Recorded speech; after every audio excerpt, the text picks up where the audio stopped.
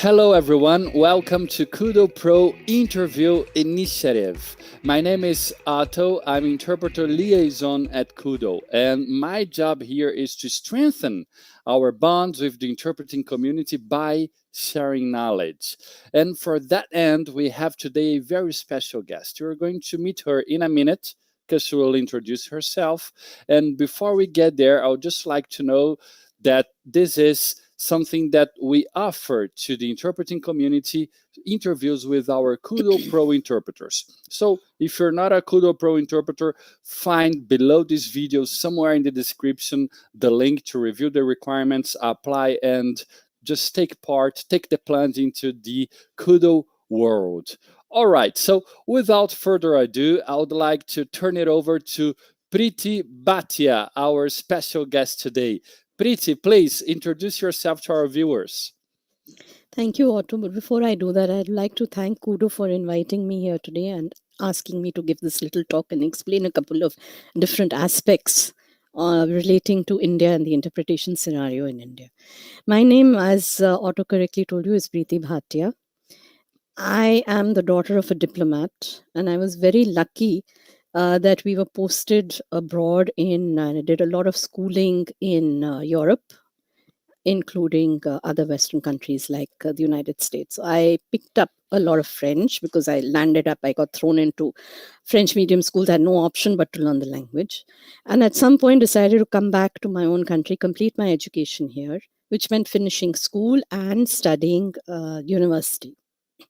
At the university level, I decided to pursue my interest in interpretation, which I had actually picked up while we were in Geneva. My father was working with the United Nations there. He used to take us to the Palais des Nations and used to tell us, you sit in the gallery, wait for me, I'll finish my meeting and come. Now, what are we supposed to do in the gallery? So we would pick up the headphones and put them on my head.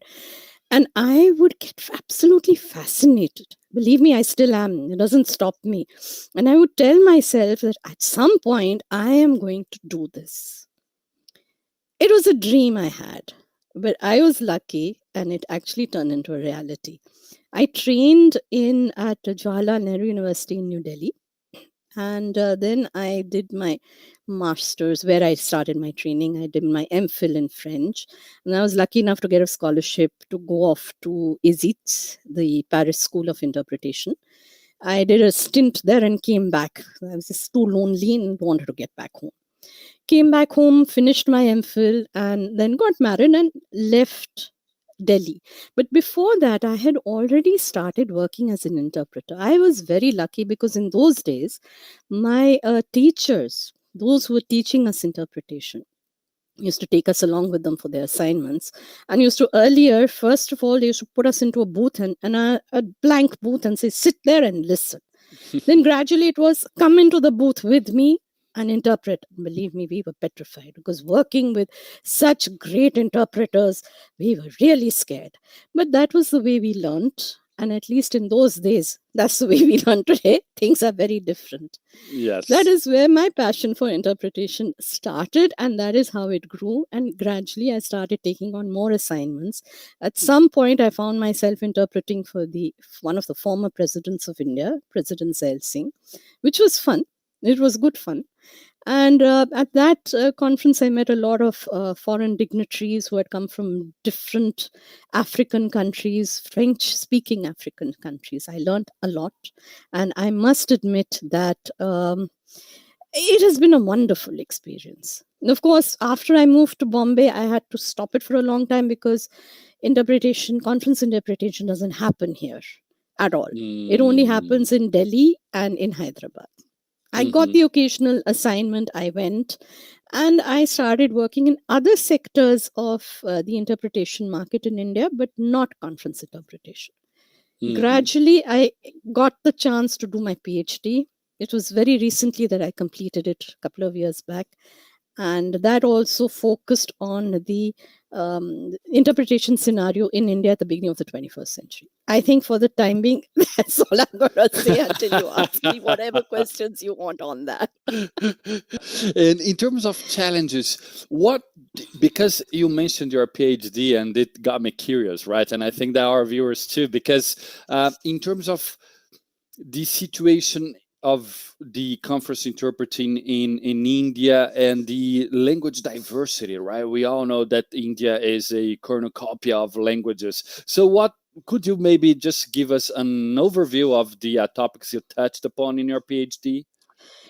Well, to give you an overview of a topic I touched upon is going to be very difficult. My thesis was like this large. It's lying there right at the back. I could show it to you. It's not going to Wow. make any sense. Okay, I even got it published. I took out all the, the stuff which was for academic use. I took all that out and then made a smaller book and published it. Great. And now I'm currently working on the English version because there's been a great demand in India for an English version, since not all everybody We would knows like to have French. one copy here, right? One copy, one copy.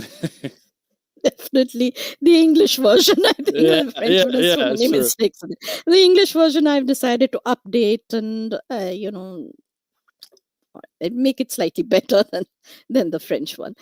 To come back to what all I touched upon, many aspects. I think all aspects of interpretation were covered.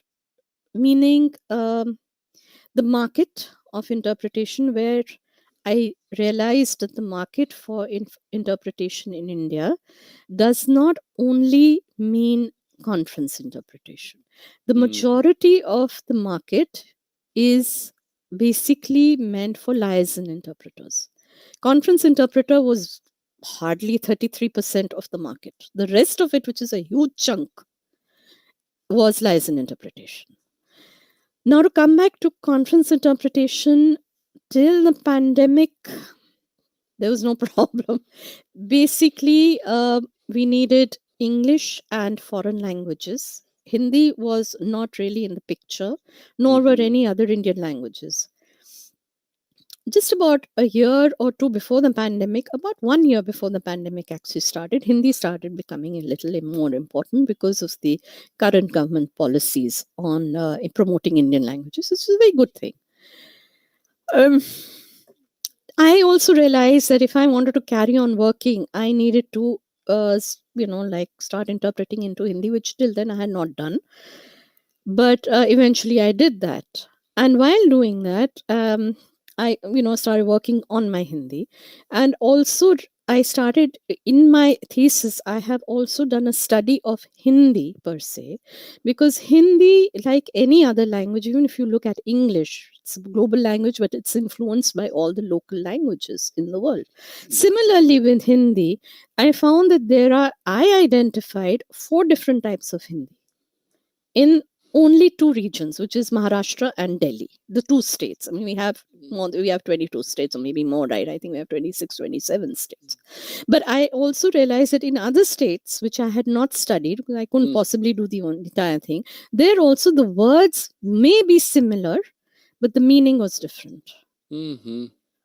So it really made me think as to, which is the type of Hindi that one should use. Is it the really pure Hindi, which is spoken in only 2 Hindi speaking states? Or is it a more popular version of Hindi, more like a pidgin Hindi, which everybody understands? So I had this discussion with somebody who I know. I mean, he's an uncle of mine, and I spoke to him about it. I was asking him, how do you say this in Hindi? He said, you can't. Unless you go into really pure Sanskritized Hindi. I said, but then doesn't that defeat the very purpose of interpretation? He said, yes. So today you have to now look at your audience and figure out, do they come from those Hindi speaking states, or do they come from the other parts of the country who will not speak Sanskritized Hindi or that pure Hindi? And then you would have to go to this pidgin Hindi so that they could. Wow. So because 2 very interesting questions here. So Priti, your working languages, and what are we've talked about, of course, English and Hindi, but beyond those, what are the most commonly languages used for conference interpreting in India? Today, it has just started maybe a month back or something, okay, or 3 months back. It's very, very recent. Today, they are asking for Urdu, Bengali, and Tamil, which are the most widely required languages. For what reason? Let me explain. Please. This is because Urdu is spoken in Pakistan. Hindi is spoken not only in India but also in Nepal. Bengali is spoken not only in India but also in Bangladesh. And Tamil is not only spoken here in India but also in other countries. Mm-hmm. Since the entire focus of development is now shifting back to Asia, there is a lot of work happening here which requires people to communicate with people on the ground. Mm-hmm. Mm-hmm. And these are languages which are required and which are shared by people in at least 2 or 3 countries in Asia. Mm-hmm. Mm-hmm. So this is why this demand for these languages has grown faster. But now, since now people are beginning to understand, even in India, and this is thanks to KUDO, that interpretation is possible in different languages, that you can listen to people talk to you in your own language. The demand for interpretation in what we call regional languages or other Indian languages has started to grow. I had mentioned this in my thesis that this day would come, and I will also like to mention that I feel that in the future also we are going to have demand for interpretation from one Indian language into another, which till now has not happened. That's very, very interesting. So here, for example, we're talking about an uptake, or better, a spike in demand concerning regional languages, because, of course, as you said, there is a national state policy, right? There is a policy, there is trade behind it. So, of course, all the reasons that make up for a language to become global, right? Or to reach other audiences, and then interpreters go in between. But then, in addition, you're talking about the development of these, if I can say, domestic market for Indian languages. It is happening. It's going to take a lot of time for a couple of reasons. One is this multilingual character of Indians is a big challenge. Now, I'm sure this is going to surprise you because it surprised other people. I was addressing a group of people during the course of my research, and they said, but how can it be a challenge? We all speak languages. And to explain to them that speaking a language or knowing a language is not good enough. Here in India, Indians, I would say, have been used to they pick up languages very quickly. And we've been doing this from times immemorial. Right from the ancient times, when we had a lot of invaders coming in from the West. So they brought with them Persian, they brought with them Arabic, they brought with them all sorts of languages. And Persian and Hindi gradually mixed to create, as well as Arabic, to create the language which we know as Urdu. All right. Now, Urdu and Hindi mixed to become a different type of Hindi known as what we call Hindustani, which is what people generally speak. Wow. Okay, it did surprise me. I was aware of this, but when I went into it in a little more detail, then I learned a little more about that. The other thing about Indians and their multilingualism is that we are required to learn 3 languages at primary school. This carries on till middle school. Now, this was part of our policy way back from the time we become independent. This is in 1947. It carries on even today. So, I don't want to go into all these details, but basically what the policymakers had decided was that since there was no way of finding a common language, because the northern states of India speak Aryan languages, and the southern states, which are 4 major states, speak Dravidian languages, and they have no meeting point. So the only way to do this was to, for the time being, keep English as the official language. And the northern states, their schools were required to teach Hindi and one southern language, southern Indian language. And for the southern states, they were required to teach their own southern state language, their own local language, as well as Hindi and English, which didn't happen. It may have happened in the south, but it didn't happen in North India. Then, of course, you have marriages, all right? So you have one person getting married to another person from different states. They speak different languages. Their children learn these languages, or they're transferred to another state which speaks another third or fourth language. They pick up more languages. So what happens is there is no mastery over languages at all. They just pick it up, they learn it for the sake of exams, and then they forget all about it. So what comes out is a real hodgepodge of all languages, whatever languages they know. So the problems are here twofold. One is that there is no mastery over any language, be it English, be it Hindi, be it their mother tongue, be it the regional language. Number two, there is total lack of awareness as to what interpretation is, because we have been used to interpreting, in inverted commas. Like I said, liaison interpretation has been the main thing in India, right from our ancient civilization, which was the Indus Valley civilization. We've been pretty used to doing that.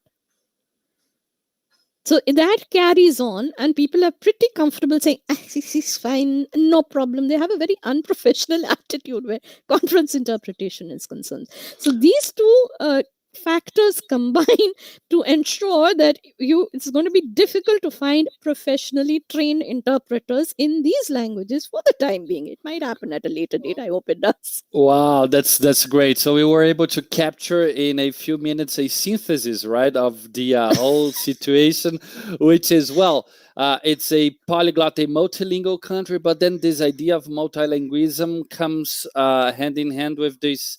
I would say it doesn't really match what we would call a language A if we use the conference interpreting lingo. And then that lies a bit of the problem, right? So how you can train this so that people can become professional conference interpreters, the knowledge of language should be deepened. So there you go. Correct. And the other problem is that even if people want to become interpreters, there's nowhere they can go. There's only Jawaharlal Nehru University in New Delhi, which actually offers training, a comprehensive, more or less comprehensive training in interpretation. And not everybody can go there, because India is a very large country. Not everybody is aware that there are no other courses being offered anywhere else in the country. And because of this, other people started coming up and started training interpreters. And it might shock you to know that there's different types of trainings that I have discovered in India is mind-boggling. It's just mind-boggling. It makes me laugh. It makes everyone else cry. It's crazy. There's one lady who says, I can teach you interpretation in 6 hours. I said, because she herself is not an interpreter and has no idea what interpretation is. According to her, anyone can interpret. You know the language, so big deal. And it's pointless wasting your time trying to explain to them that this is not the case.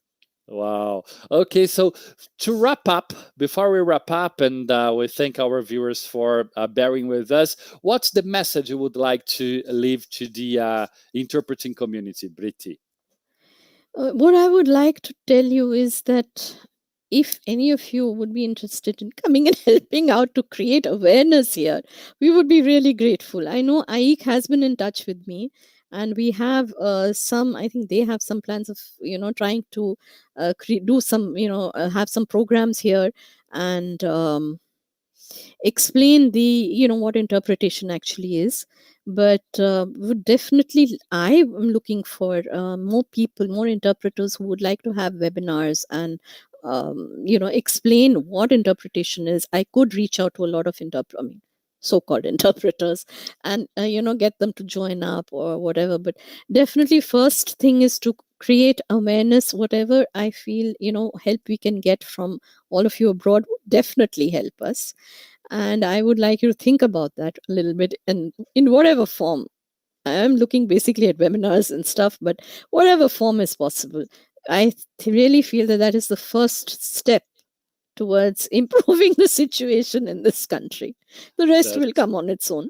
That's great. That's great. Great message. A message. So it's an invitation. So those who would like to join forces, right, and help raise awareness, they're welcome. Priti Bhatia is waiting for us there in India, right, Priti? So thank you very much for your enlightening, this brief but very enlightening interview. I thank you for your kindness, and I thank you, viewers. So if you are not a KUDO Pro yet as Priti Bhatia, but you would like to join KUDO and work on KUDO, you'll find below the video the description so you can review the requirements and join us here on KUDO. And once again, Priti, so thank you very much for your kindness, and we hope to see you soon. Bye. Thank you, Otto. Thank you so much. Bye-bye.